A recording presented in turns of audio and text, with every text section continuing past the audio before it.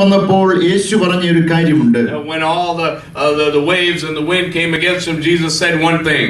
നമുക്ക് അക്കരയ്ക്ക് പോകാം. He said, let us go to the other side. യേശു പറഞ്ഞത് നിങ്ങൾ അക്കരയ്ക്ക് പോകാനല്ല. He didn't say you guys go to the other side. ഞാൻ പുറകെ വരാം അല്ലെങ്കിൽ ഞാൻ മുമ്പിൽ പോകാം എന്നല്ല യേശു പറഞ്ഞത്. He didn't say I'll come behind you or I'll go ahead in front of you. നമുക്ക് ഒരുമിച്ച് അക്കരയ്ക്ക് പോകാം. He said let us go together to the other side. എത്ര മനോഹരമായ ഒരു അനുഭവമാണ്. What a beautiful experience. ഈ യേശു നമ്മോട് കൂടെ വരും എന്ന് പറയുന്നത്. To know that Jesus will go with us. ആഴിയുടെ ആഴങ്ങളിലൂടെ കടന്നു പോകുമ്പോൾ അവൻ നമ്മോട് കൂടെയുണ്ട്. As you go through the depths of the sea, God is there with you. തിരമാലകൾ അതിശക്തിയോടെ നമുക്കെതിരെ ആഞ്ഞടിച്ച് കടന്നു വരുമ്പോൾ അവൻ നമ്മോട് കൂടെയുണ്ട്. When the waves come in all of its force against you, God is there with you. ഉഷസിന്റെ ചിറക് വലിച്ച് നാം സമുദ്രത്തിന്റെ അഗാധതയിൽ പോയി പാർത്താലും അവിടെയും അവന്റെ കരം നമ്മെ തേടി വരും. Even if you take up the winds of the morning and go to the farthest places, even there God is there with you. നാം ഇരിക്കുന്നതും എഴുന്നേൽക്കുന്നതും അവൻ അറിയുന്നു. When you rise up and when you sit down, God knows. എത്ര നല്ലൊരു ദൈവത്തെയാണ് നാം സേവിക്കുന്നത്. That is such a good God that we serve. പകൽക്കാലം അത് അനുഭവിച്ചറിഞ്ഞ ദൈവമക്കൾ ഒരു നിമിഷം ദൈവത്തിന് മഹത്വം കൊടുത്തു. Let us praise God, those of us that have experienced that. ഇന്ന് പകൽക്കാലം ആ പാടിയ പാട്ട് അത് എത്ര മനോഹരമാണ്. ബിജു അത് പാടാൻ പോകുന്നുവെന്ന് ദൈവമക്കൾ അത് പാടാൻ പോകുന്നത് ഞാൻ അറിഞ്ഞില്ല. പക്ഷേ അതെന്റെ ഹൃദയത്തെ വളരെ ടച്ച് ചെയ്തു. എൻ പ്രിയനെ പോൽ സുന്ദരനായി ഞാൻ ആരെയും കാണുന്നില്ല. എത്ര മനോഹരമായ ഒരു പാട്ടാണ്. That is a beautiful song that we sang. How beautiful our Savior is. ലോക സുഖങ്ങളും ലോകത്തിന്റെ പ്രതാപങ്ങളും എല്ലാം അഴിഞ്ഞഴിഞ്ഞു മാറിപ്പോകുമ്പോഴും അവന്റെ തേജസ്സുള്ള മുഖം കണ്ട് ഒരു നാൾ അവനോട് ചേരുവാൻ കഴിയുന്ന ആ ശ്രേഷ്ഠകരമായ അനുഭവത്തിലേക്കാണ് ദൈവം നമ്മെ വിളിച്ചിരിക്കുന്നത്. The comforts and the good things that this world offers, all of that will pass away, but we have someone so close to us. കഴിഞ്ഞ ദിവസം പ്രിയ ബാബുച്ചാന്റെ ശുശ്രൂഷയുള്ള ബന്ധത്തിൽ വെള്ളിയാഴ്ച ഞാൻ അവിടെ ആയിരുന്നു. അപ്പോൾ ഞാൻ ദർശിച്ച ഒരു കാര്യം എനിക്ക് മനസ്സിലായി. In the viewing service on Friday night, I understood one thing. പ്രിയ സഹോദരങ്ങൾക്കും അതുപോലെ പ്രിയപ്പെട്ടവന്റെ ദാസിക്കും കുഞ്ഞുങ്ങൾക്കും അവരുടെ മുഖത്തെല്ലാം ദുഃഖമുണ്ട്, അവർക്കെല്ലാം വിഷമമുണ്ട് പ്രിയ ദാസൻ അവരെ വിട്ടുപോയതിൽ. There was sorrow on the faces of the loved ones of the dear brother that had passed away. നല്ല ശുശ്രൂഷ കഴിഞ്ഞ് ഞാൻ അവരെല്ലാം കണ്ടപ്പോൾ ഹഗ് ചെയ്തപ്പോൾ എനിക്ക് അവരുടെ മുഖത്തു നിന്നൊരു കാര്യം മനസ്സിലായി. അവർക്കെല്ലാം ഒരു ഉറപ്പും നിശ്ചയം, ഒരു കോൺഫിഡൻസ് അവരുടെ മുഖത്തുണ്ട്. But when I met with them after the service and I was conversing with them, I understood there was a confidence within their heart. കാരണം ഒരു നാൾ അവിടെ ചെന്ന് പ്രിയദാസനെ കാണുവാൻ കഴിയുമെന്നുള്ള ഉറപ്പ്. They had a faith and a confidence that one day they will meet him again. ഈ ഭൂമിയിലൂടെ നാം യാത്ര ചെയ്യുമ്പോൾ ദൈവമക്കളെ, നമ്മുടെ ദുഃഖത്തിലും വേദനകളിലും പ്രയാസങ്ങളിലും കണ്ണുനീരുകളിലും നമുക്ക് മുറുകെ പിടിക്കുവാനുള്ളത് ഞാൻ ഒരു നാൾ ആ ശുഭ തുറമുഖത്തെത്തും എന്നുള്ള പ്രത്യാശയാണ്. As we travel through this world, the one thing that we can hold on to with firmness is the hope that we will once again stand in his presence on that other side. നാം വായിച്ച വേദഭാഗത്തിലേക്ക് വളരെ വേഗം കടന്നു വരാം. Let's go to the passage. 4-ാം അധ്യായത്തിന്റെ ആരംഭം മുതൽ നാം പഠിക്കുമ്പോൾ അവിടെ നാം കാണുന്നത് യേശു സ്വർഗ്ഗരാജ്യത്തെ കുറിച്ച് പല ഉപമകളായി ശിഷ്യന്മാരെ പഠിപ്പിക്കുന്നു. We find that in the 4th chapter we read various parables about the kingdom of God. അപ്പോൾ അതെല്ലാം കേട്ട് കഴിഞ്ഞപ്പോൾ ശിഷ്യന്മാർക്ക് ഒരു ബൈബിൾ സ്കൂളിൽ നിന്നും ഗ്രാജുവേറ്റ് ചെയ്ത അനുഭവം അവരുടെ ജീവിതത്തിലുണ്ടായി. And having heard and been taught all that, the disciples felt that it might have felt like they graduated from Bible school. യേശു എല്ലാം ഉപമകളിലൂടെയാണ് അവരോട് പറഞ്ഞത്. Jesus speaks to them in parables. വളരെ ലളിതമായി അവർക്ക് ഗ്രഹിക്കുവാൻ കഴിയുന്ന അവരുടെ ജ്ഞാനത്തിലും ബുദ്ധിക്കും in a way that they can understand in a very simple way. അവർക്ക് അതെല്ലാം മനസ്സിലായി. And they understood that. എന്നിട്ട് യേശു അവരെ ഒരു യാത്രയ്ക്ക് കൊണ്ടുപോകുന്ന അനുഭവമാണ് നമ്മളോട് വായിച്ചത്. And now Jesus is taking them on a journey. യേശു പറഞ്ഞു, ഇത്രയും നിങ്ങൾ ക്ലാസ്സിലൊക്കെ ഇരുന്ന് ക്ഷണിച്ചതല്ലേ, വാ നമുക്കൊരു ബോട്ട് റൈഡിന് പോകാം എന്ന് പറഞ്ഞു. He said you've been very tired through all these courses and classes. Let's go on a boat ride. അവർ പറഞ്ഞു, അവർക്കെല്ലാം ഭയങ്കര സന്തോഷമായി. And they were all rejoicing. സന്തോഷത്തോടെ ബോട്ടിൽ കയറി. And they all got into the boat rejoicing. യാത്ര തുടർന്ന് കായലിലൂടെ നീങ്ങുകയാണ്. And as they began to go through that lake, യേശു പോകുന്നത് മറ്റൊരു ഉദ്ദേശത്തോടു കൂടിയാണ്. Jesus goes with another goal in mind. എന്നാൽ അവരുടെ ഹൃദയത്തിൽ ഉല്ലാസവും സന്തോഷവുമാണ്. But they have rejoicing and gladness in their heart. യേശു കടന്നുപോയത് ഗദരദേശത്തെ ഭൂതഗ്രസ്തനെ വിടുവിച്ചിട്ട് മടങ്ങി വന്ന് ഒരു വലിയ പ്രവൃത്തി ശുശ്രൂഷ ചെയ്തെടുക്കുവാനുണ്ട്. അതിന് ശിഷ്യന്മാരെയും കൂട്ടി പോവുകയാണ്. And Jesus Jesus is going with the plan that he's going to set free a demon-possessed man in the Gadarenes and then return for a greater ministry. Galilee കടലിനെ നാം നോക്കുമ്പോൾ അവര് കപ്പർനഹൂമിൽ നിന്നാണ് യാത്ര തിരിച്ചത്. അത് ഗലീലിയ കടലിന്റെ സൗത്ത് വെസ്റ്റ് ആയിട്ടുള്ള ഭാഗത്താണ് കപ്പർനഹൂം നിലകൊള്ളുന്നത്. They departed from Capernaum, which is the southwest region of the Galilee. അവർ പോയത് ഗദരദേശത്തേക്കാണ്. ഗദരദേശം എന്ന് പറയുന്നത് ഗലീലിയ കടലിന്റെ നോർത്ത് ഈസ്റ്റേൺ ഭാഗമാണ്. And they were traveling to the Gadarenes, which is the northeast section of the area of that sea. അപ്പോൾ അവര് ഏകദേശം ഒരു diagonal ആയിട്ടുള്ള ബോട്ട് റൈഡ് ആണ് അവർ നടത്തിയത്. So they're traveling diagonally across the sea. അപ്പോൾ അതൊരു ദീർഘദൂരമുള്ള യാത്രയാണ് ആ കായലിലെ യാത്ര വെച്ച് നോക്കുമ്പോൾ. And it is a long journey when you examine that. അപ്പോൾ ആ ദീർഘദൂരമുള്ള യാത്രയ്ക്ക് അവരെ കൊണ്ടുപോയപ്പോൾ അതിന്റെ മധ്യത്തിൽ നടന്ന സംഭവത്തെക്കുറിച്ചാണ് നാം ഇവിടെ വായിച്ചു കേട്ടത്. And in the midst of that journey, here is recorded what happens. നമ്മുടെ ജീവിതത്തിൽ പലപ്പോഴും യേശു കർത്താവ് നമ്മെ ചില അനുഭവങ്ങളിലൂടെ കടത്തിക്കൊണ്ടുപോകും. As we go through the journey of life, Jesus leads us through certain experiences. അപ്പോൾ പലപ്പോഴും ആ കായലിന്റെ വ്യാപ്തിയും അല്ലെങ്കിൽ ജീവിതത്തിൽ നാം കടന്നു പോകുന്ന അനുഭവത്തിന്റെ ലെങ്തും നാം കാൽക്കുലേറ്റ് ചെയ്യുമ്പോൾ ഇത് തീരുന്നില്ലേ എന്ന് ചിന്തിക്കുന്ന സമയങ്ങൾ നമ്മുടെ ജീവിതത്തിൽ കടന്നു വരും. Oftentimes when you examine the length of that sea, you may think, is this experience never going to end in my life? ഇതുപോലെയാണ് നമ്മുടെ ജീവിതത്തിലെ ഓരോ അനുഭവങ്ങളും. Oftentimes we go through the same experiences. നമുക്ക് പെട്ടെന്ന് ക്രോസ് ചെയ്ത് അക്കരെ എത്തുവാനുള്ള ആഗ്രഹം. The desire to go across that sea quickly. എന്നിട്ട് പെട്ടെന്ന് മടങ്ങി വരുവാനുള്ള ആഗ്രഹം. And to return quickly. എന്നാൽ യേശു പോയത് ഒരു പ്രത്യേക ഉദ്ദേശത്തോടു കൂടിയാണ്. But Jesus is going there with a specific reason. അത് അവർക്ക് ഗ്രഹിക്കുവാൻ കഴിഞ്ഞില്ല. They were not able to understand that. പലപ്പോഴും നമ്മുടെ ജീവിതയാത്രയിൽ ദുഃഖങ്ങളും പ്രയാസങ്ങളും വേദനകളും കടന്നു വരുമ്പോൾ അതിന്റെ പുറകിലുള്ള ദൈവോദ്ദേശം എന്താണെന്ന് നമുക്ക് ഗ്രഹിക്കാൻ കഴിയാത്തത് കൊണ്ടാണ് നാം ദുഃഖിച്ച് നിരാശപ്പെട്ടു പോകുന്നത്. Oftentimes when sorrow and trouble comes upon our life, we don't understand the reason behind that God has in store.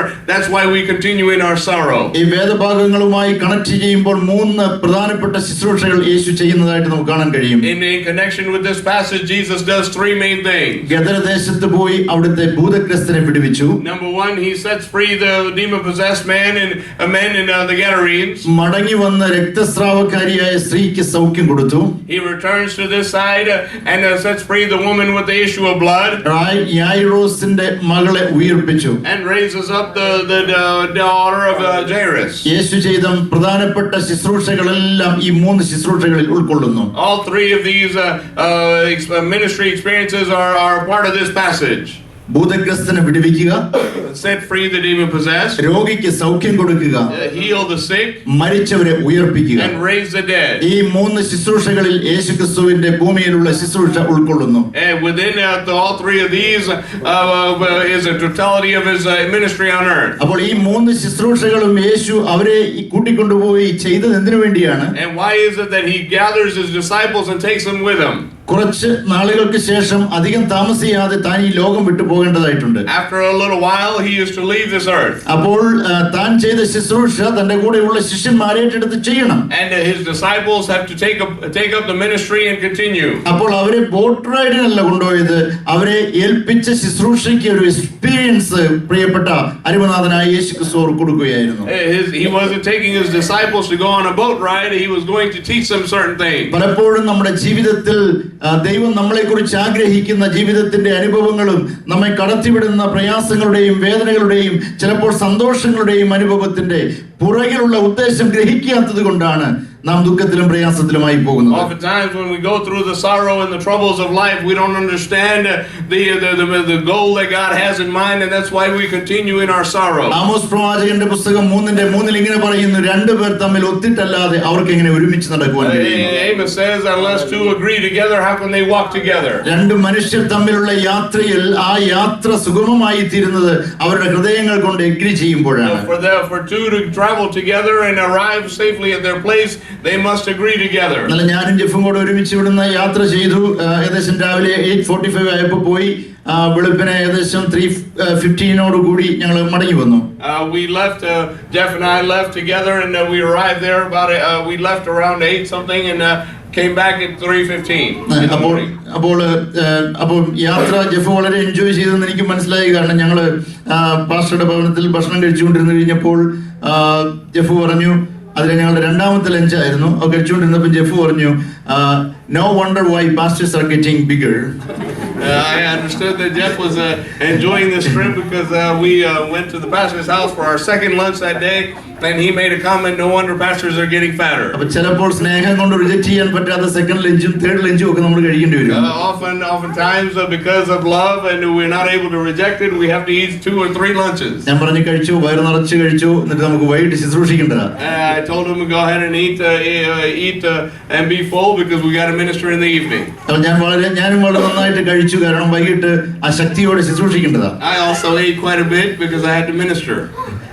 ഉപവസിച്ച് പ്രാർത്ഥിക്കുന്ന ഒരു സമയമുണ്ട്, എന്നാൽ നമ്മൾ റിലാക്സ് ചെയ്യുന്ന ഒരു സമയമുണ്ട്. There is a time to fast and pray. There is also a time to feast. ഞങ്ങൾ മടങ്ങിയ പ്രിയ കർത്താവിന്റെ ദാസി, ഞാൻ എൻ്റെ സഹോദരന്റെ എൻ്റെ പ്രിയപ്പെട്ട ഫ്രണ്ടിന്റെ വൈഫ് പ്രിയ ദാസിയെ പോയി കാണുവാനും അവരുമായി സമയം ചെലവഴിക്കുവാനും അവരൊരുമിച്ച് പ്രാർത്ഥിക്കുവാനും ഒക്കെയും ദൈവം കൃപ തന്നു. And God gave us the grace to visit a family and spend time in prayer with them. ആ കുടുംബത്തെ ഓർക്കുമ്പോൾ ഞങ്ങൾക്ക് ഇന്നലെ പ്രത്യേകമായ ഒരു അനുഭവം അവരുമായിട്ട് share ചെയ്യേണ്ടതായിട്ടുണ്ടായിരുന്നു.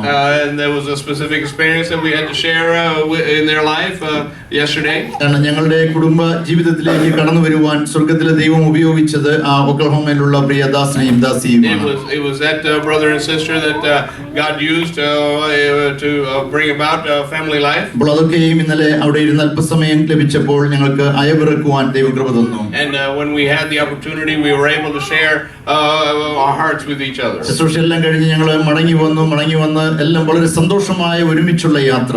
And after the ministry, we came back and we came back together rejoicing. അപ്പോൾ തിരിച്ചു വന്നപ്പോൾ ജെഫി ഇങ്ങനെ പറഞ്ഞു, ഒരു ഹോൾ ഡേ എത്ര ബ്യൂട്ടിഫുൾ ആയിട്ട് കടന്നുപോയി എന്ന് പറഞ്ഞു. And on the way back, he said a whole day went by and it was beautiful. ഞങ്ങളുടെ യാത്ര സുഗമമായി തീർന്നത് ഞങ്ങളുടെ ഹൃദയങ്ങൾ തമ്മിൽ യോജിച്ചതുകൊണ്ടാണ്. The reason that our journey was successful was because our hearts were united. ഞങ്ങൾക്ക് യാതൊരു ഡിസഗ്രിമെന്റും ഇല്ലാതിരുന്നത് കൊണ്ട് യാത്ര വളരെ ജോയ്ഫുൾ ആയിരുന്നു. Because there was no disagreement amongst us, there was joy throughout the journey. പലപ്പോഴും ദൈവവുമായിട്ട് നാം യാത്ര ചെയ്യുന്ന ഒരു അനുഭവത്തിലാണ് നമ്മുടെ ഈ ലോക ജീവിതം.